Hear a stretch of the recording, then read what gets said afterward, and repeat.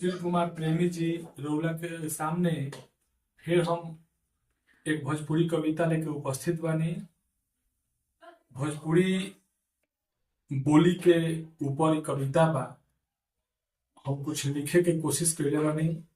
एकरा के रउरा लोग जहाँ तक हमरा अंदाज बा कि खूब प्यार और दुलार देम, हम एकरा के खूब सराहे। रउरा लोग सुनी लो। हिंदी तो हमनी के देश के राष्ट्रभाषा हवे। हिंदी तो हमनी के देश के राष्ट्रभाषा हइले हो। भोजपुरियो बोली मन के अभिलाषा है। हिंदी तो हमनी के देश के राष्ट्रभाषा हइले हो। भोजपुरियो बोली मन के अभिलाषा हो। जैसे परदेसी के आवे के दुल्हनिया राह निहारे, ओकरो मन के आशा हो, ओकरो मन के आशा हो। भोजपुरी बोली मन के अभिलाषा हो, भोजपुरी बोली मन के अभिलाषा हो। दुनिया के कोनो प्रांत में रही, दुनिया के कोनो प्रांत में रही, ए बोली के जन भुलाई। दुनिया के कोनो प्रांत में रही, ए बोली के जन भुलाई। चाहे कितनो स्पेनिश, चाहे कितनो स्पेनिश, चाइनीज, अंग्रेजी पढ़वाई।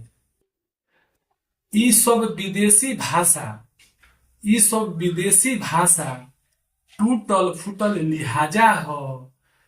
ई सब विदेशी भाषा टूटल फूटल लिहाजा हो। हिंदी तो हमनी के देश के राष्ट्र भाषा हइले हो। भोजपुरी बोली मन के अभिलाषा हो, भोजपुरी बोली मन के अभिलाषा हो। भोजपुरी के का कही, भोजपुरी के का कही, केहू से खूबे प्यार जतावेला। भोजपुरी के एह बोली के का कही, केहू से खूबे प्यार जतावेला। रावा रौरा कह कही के, रावा रौरा कह कही के आपन एहसास करावेला। भोजपुरी अपने आप में, भोजपुरी बोली अपने आप में खुदे एक परिभाषा हो। हिंदी तो हमनी के देश के राष्ट्र भाषा हइले हो।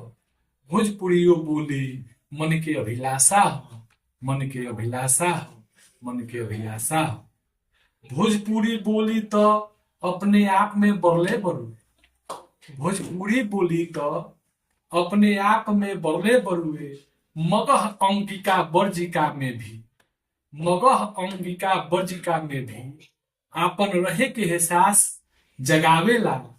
बड़ बहिन बन के, बड़ बहिन बन के ये सब से खूबे प्यार जतावेला। कोयल के कुहुक, कोयल के कुहुक औरी बुलबुल के चहक से भी सुंदर, कोयल के कुहुक औरी बुलबुल के चहक से भी सुंदर। सुने वालन के मन के ई दिलासा हो, सुने वालन के मन के ई दिलासा हो। हिंदी तो हमनी के देश के राष्ट्र भाषा हइले हो। हिंदी तो हमनी के देश के राष्ट्र भाषा हइले हो। भोजपुरियो बोली मन के अभिलाषा हो, भोजपुरियो बोली मन के अभिलाषा हो। ई बोली के शेक्सपियर, ई बोली के शेक्सपियर भिखारी ठाकुर कहले। ई बोली के शेक्सपियर भिखारी ठाकुर कहले। स्वतंत्रता सेनानी बाबा महेंद्र, स्वतंत्रता सेनानी बाबा महेंद्र अपूर्व रामायण से लेके, अपूर्व रामायण से लेके मेघनाथ वध तक खूबे पूर्वी गईले, खूबे पूर्वी गईले, खूबे पूर्वी गईले। अगर के हुए बोली में डांटे तो, अगर के हुए बोली में डांटे तो उहो अच्छा समझावे। एकरा के ना बुरा जानी जा, एकरा के ना बुरा जानी जा। एकर मतलब कि तोहरा से खूबे प्यार जतावे, एकर मतलब कि तोहरा से खूबे प्यार जतावे। ई बोली इतना मीठा हो, ई बोली इतना मीठा हो कि मन में घुलल बतासा हो। ई बोली इतना मीठा हो कि मन में घुलल बतासा हो। हिंदी तो हमनी के देश के राष्ट्र भाषा हइले हो। हिंदी तो हमनी के देश के राष्ट्रभाषा हइले ह। भोजपुरियो बोली मन के अभिलाषा ह। भोजपुरियो बोली मन के अभिलाषा ह। भोजपुरी बोली के जननी, भोजपुरी बोली के जननी भोजपुर औरी आरा ह। भोजपुरी बोली के जननी भोजपुर औरी आरा ह। भाषा तो कई गो बरुए, भाषा तो कई गो बरुए, केतनन भाषा के ई सहारा हो। राजा भोज के भोजपुर हउए, राजा भोज के भोजपुर हउए। भोजपुर से बनल भोजपुरी ह, भोजपुर से बनल भोजपुरी ह। 1100 ईस्वी में, 1100 ईस्वी में राजा भोज के ऐलान भइल, भोजपुरी बोलल जरूरी ह। देश तो देश हवे, देश तो देश हवे, विदेशों में उड़त एकर खूब फूलझड़ी ह। विदेशों में भी उड़त खूब फूलझड़ी ह। देहिया तो देहिया ह, देहिया तो देहिया ह।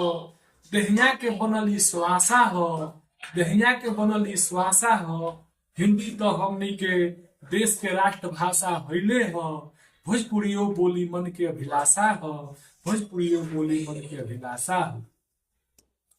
ए बोली के कायल बाबू वीर कुंवर सिंह, ए बोली के कायल बाबू वीर कुंवर सिंह।